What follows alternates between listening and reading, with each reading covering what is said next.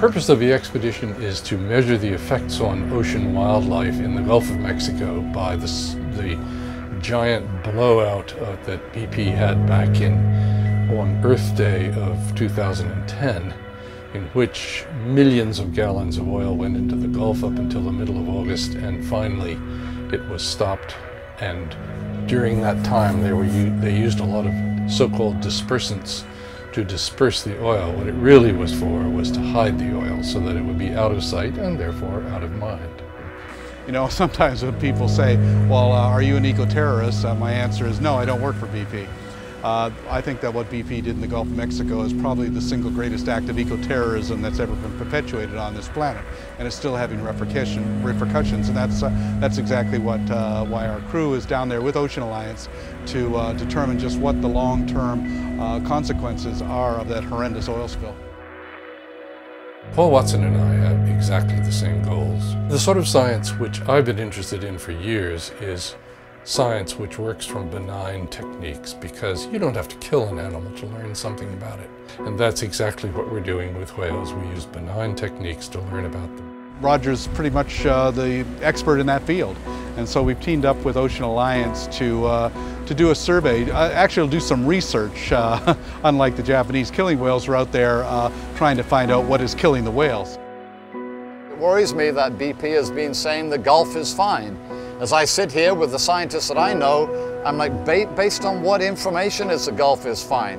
And yet there's all this anecdotal information from fish with lesions, from dolphins washing up on the shore, shrimp with no eyes. We've seen weird scars on some of the whales. Preliminary analysis is showing quite high levels of metals in these whales that's atypical for what we found around the world.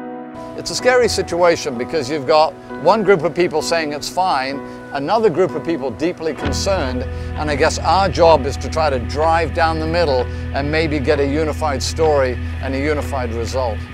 All we can do is try, and hopefully that the results of this research will motivate the government, and if not the government, at least the people to motivate the government to actually do something about the fact that these unrestricted drilling operations where these companies get away literally with murder and the destruction of our ecosystems.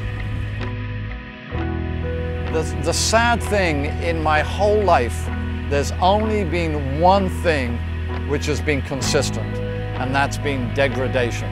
Going back to some of the true splendors of the world, whether they be the Galapagos, Alaska, Papua New Guinea, wherever, and you just go back and there's more garbage and there's less species and there's just more decay. And you know, I have a wonderful daughter and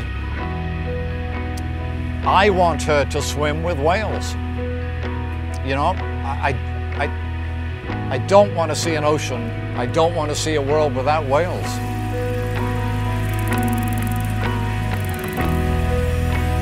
Who do we think we are if we allow ourselves to just destroy species? Everything which happens at sea affects everything that happens on the land. And so if we don't protect the oceans, if we make it possible to continue to use them as the ultimate cesspool which receives everything that humanity doesn't want, then we will eventually destroy them or weaken them in such a way that we will go. It will be the end of us. They are the thing that matters most.